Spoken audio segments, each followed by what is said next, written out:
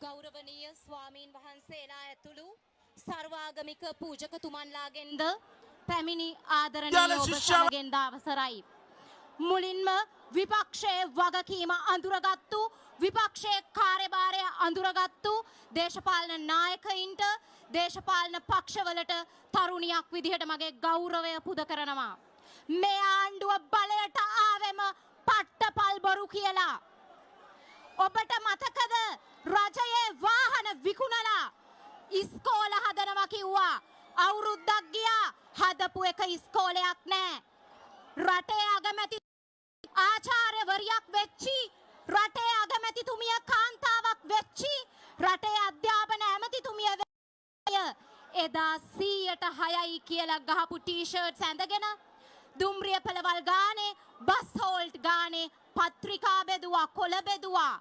හැබැයි අද එතුමිය රටේ අධ්‍යාපන ඇමති, අද එතුමිය රටේ අගමැති, අධ්‍යාපනයට 100%ක් වෙන් කළාද? නෑ, ඔබ වැන්දුවා. 100%ේ කතාව ඒගොල්ලෝ පාවිච්චි කළේ මේ රටේ මිනිසුන්ව ගොනාට අන්දන්න විතරයි. ඒ වගේම පෞද්ගලික විශ්වවිද්‍යාල ගැන බිල්ලෙක් මැව්වා. පෞද්ගලික විශ්වවිද්‍යාල වලට විරුද්ධව මේ රාජ්‍ය විශ්වවිද්‍යාල පද්ධතිය ශිෂ්‍යයා පාරට ගෙන්නලා කඳුළු ගෑස් කාපු ශිෂ්‍යයාගෙන් මං අහනවා, ඕගොල්ලෝ උද්ඝෝෂණය කළාට අද ඒ ඇමතිවරුන්ගේ දරුවන් යසාගේට ලංකාවේ පිට රටවල් වලයි සුපිරි ප්‍රයිවට් කැම්පස් වල ඉගෙන ගන්නවා. වටගල ඇමතුමා මං කියන්නේ බොරුද?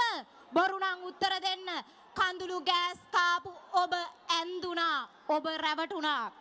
ඒ වගේම මේගොල්ලෝ කිව්වා ගෑනු අපි එක මිටට මේ ආණ්ඩුව කාන්තාවන් වෙනුවෙන් කියලා. ඔබට මතකද අහිංසක ගෑනු දරුවෙක්ට අතවර වෙච්ච වෙලාවේ මේ රටේ කාන්තා කටයුතු ඇමතිතුමිය කිව්වා ඒ අම්මලා තාම මංගාවට ආවේ නෑ කියලා. අනේ අපි නම් හිතුවේ ඔබතුමියයි අගමැතිතුමියයි ඒ අම්මලා තාත්තලාගේ දෙපතුල ගාවට ගිහිල්ලා ඒ මිනිස්සුන්ට සාධාරණයක් ඉෂ්ට කරයි කියලා. ළඟ බොරුව තරුණයාගේ ආවේග ඇවිස් එයාලා ප්‍රභූ අපි නිර්ප්‍රභූ කියලා.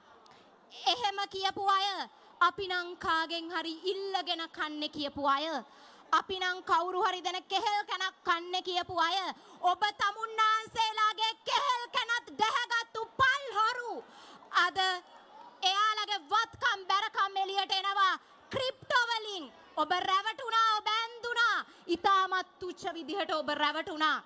ඒ වගේම මතක් කරන්න ඕනේ උපාධිධාරීන්ගේ ප්‍රශ්නය.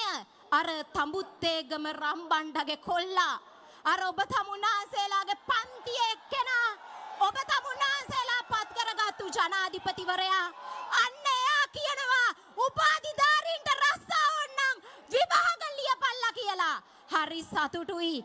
මෙහෙම කියන්නේ රටේ රාජ්‍ය විශ්වවිද්‍යාල පද්ධතියෙන් දේශපාලනයට අත්පොත් තබපු රටේ ජනාධිපතිවරයා. මේගොල්ලෝ මෙහෙමයි අධ්‍යාපනයට සැලකුවේ, මේගොල්ලෝ මෙහෙමයි කාන්තාවන්ට සැලකුවේ. මම මේ ආණ්ඩුවට කියනවා ඕගොල්ලෝ පළවත්තෙන් සල්ලි දීලා සල්ලි වලට කුණුහරුප කියන ඩෝබි බලකායට අපි බය වෙන්නේ නැහැ.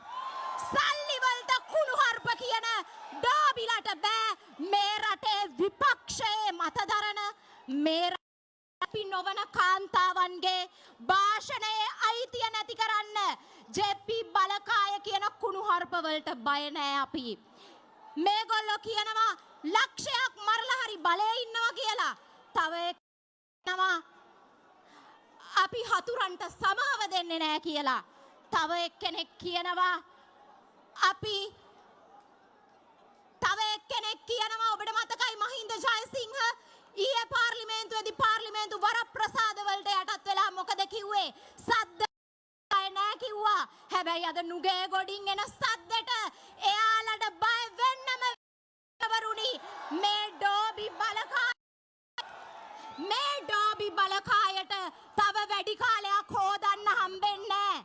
මේ ඩෝබි බලකායට මෙහෙම මේ වැරදි කර යන ආණ්ඩුව තව කාලයක් හොදන්න වෙන්නේ නෑ. ලක්ෂයක් මරලා බලයේ ඉන්න මේක 88 89 නෙමෙයි මේ 2025 කියලා අපි මතක් කරනවා. ඒ වගේම අපි මතක් කරන්න ඕනේ දැන්වත් ඕගොල්ලෝ බලයට පත් වෙලා අවුරුද්දක් ආණ්ඩු කරනේ සැබෑ වගකීම අඳුරගන්න මේ රටේ බිමේ තියෙන ඇත්ත ප්‍රශ්න අඳුරගන්න එහෙම වුණොත් ඔයාලට ඔයාලගේ ජාමේ බේරගන්න පුළුවන් වෙයි නැත්තම් අපිට කියන්න වෙන්නේ හදට සෝගිනි ඉනට වැරහැලි නැගිටපල්ලා කියලා නෙමෙයි අපිට කියන්න වෙන්නේ උන් කියූ කප්පරක් බොරු යට පරපුරක් යටපත් කළා කියලා ඔබට ජය විපක්ෂයට ජය වේවා තරුණ අපි වෙනුවෙන් කතා කරපු විපක්ෂයට ජය